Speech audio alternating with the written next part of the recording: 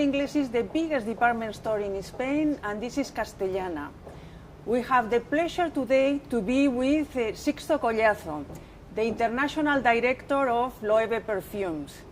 Good morning, Sixto. Good morning, Maite. Thank you for receiving us. Welcome to Loewe House. Thank you very much. I would like to start asking you, what is Loewe Perfumes and what's your role? So Loewe is an international company that used to be, till the 90s, a family company, started in 1846, but now since the 90s it was bought by the main luxury group in the world, LVMH. So now it's part of the cosmetics and perfumes division of LVMH. And my role is international director, so I'm responsible of anything related to export other goods to the rest of the world. And my main mission is to transmit Loewe as the luxury vision of a Spanish company in the perfumes luxury sector. It's a very interesting sector. Could you give us a very small description of how is the process of creating a perfume? Well, the process starts with a concept. The marketing departments, they find a concept, and over the concept they transmit this concept to different agencies to develop the communication campaign, as well to the nose. We are one of the rare companies having a nose in-house. So all our perfumes that you can see here were created by Emilio. So they transmit the concept to Emilio, and Emilio is supposed to translate this concept into a formula that the concept has to smell to that. So, and after some months and years, and deliberation of hundreds or thousands of formulas, you become with a final product that was a test process in the middle, media campaign, development, test, etc. So, since you start till you have the product, it can last minimum 2, 3, 4 years. How many different distribution channels do you have in Loewe Perfumes?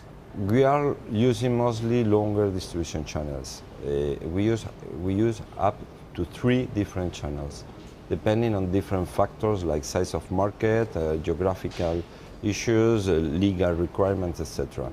Roughly you have 3: exclusive agreement distributor, exclusive retailer agreement, and the last one is LVMH subsidiary. So depending how far or close you are to the customer, the brand awareness in any country, we choose one of the 3 different channels. How do they differ among countries? As I told you, it depends on a lot of factors. Roughly is a sales potential of country, geographical or legal requirements, etc. So when your brand is not known at all in the country, so the brand awareness is almost zero, and it's a total new country, usually we choose a local distributor. So the advantage they are introduced already in the country, they have the contacts on the retailers, and they know how to approach local customers. So is the channel that you are far away from the customers, but is the way to start to build the brand in a country, and then depending on the evolution of the brand, if the brand improves a lot, in that moment you choose to another channel. When the brand awareness is a little bit higher and you have the sales potential is worth it, in that case sometimes we choose what we call exclusive retailer. So we reduce one actor in the chain. And in that moment, you deal directly with a retailer like, I don't know, Sephora in Czechia, to give you an example. We deal directly from Madrid with them. They take care of the brand as they are exclusive. They have their own team to take care of the exclusive brands. And here you are in the middle between a push and pull strategy. When there is distributor, it's totally or almost a push. When you are dealing with a retailer, it's half-half between them. And the last one is subsidiary. So when you approach a big market with big sales potential, big sales growth in the medium long term, and one of the important markets of the world, in that case, if there is, and there is in most of cases, an LVMH subsidiary, we enter in the subsidiary and we create our own team to develop the brand in the country. So could you tell us if there are any key success factors when you design a distribution channel? Yes, but roughly and simplifying a lot is like choosing your friend or your boyfriend or my girlfriend in your life. So Yeah. it's a matter of choosing the right partner. Yeah. It's not mathematics. There is not exclusive formulas to make the right decision. So of course you need data. You need the figures, and when you choose a distributor in a country, you have to be sure that they are important in the country. They know the retailers are well introduced there, so and they know the industry. But saying that is not only that. This is it's a must, but it's not guaranteed you the success, because then it's a matter of how they're going to take care of the brand for you, how they are going to develop, how interested they are on developing your brands.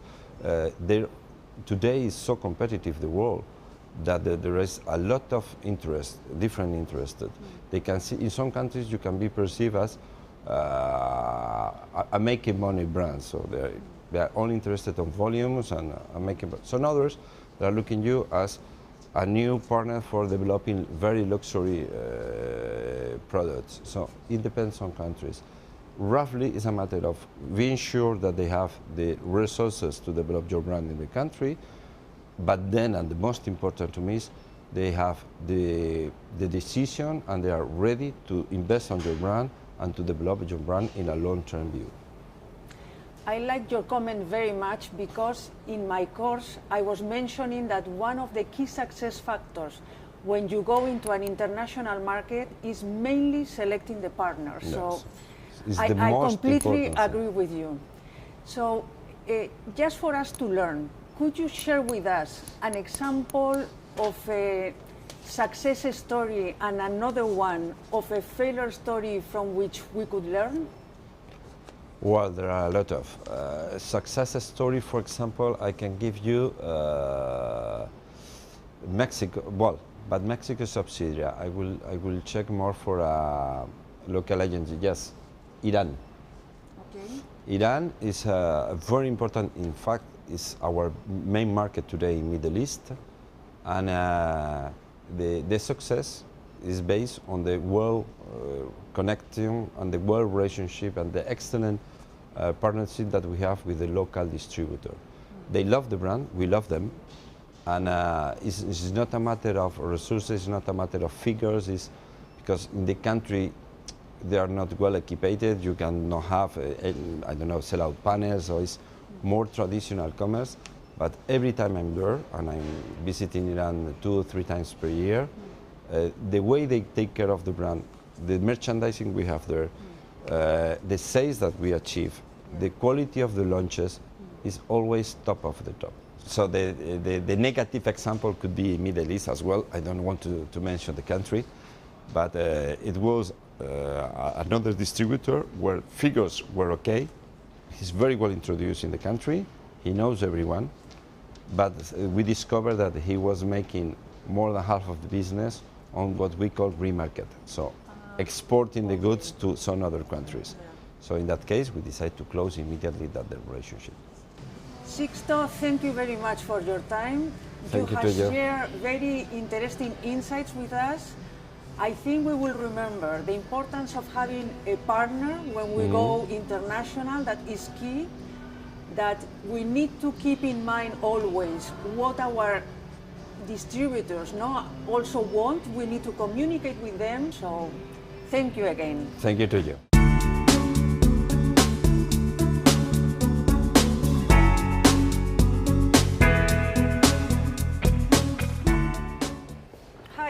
Hi. Do you mind if I ask you some questions regarding course. perfumes? Yeah.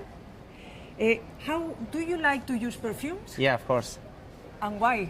What do you look for?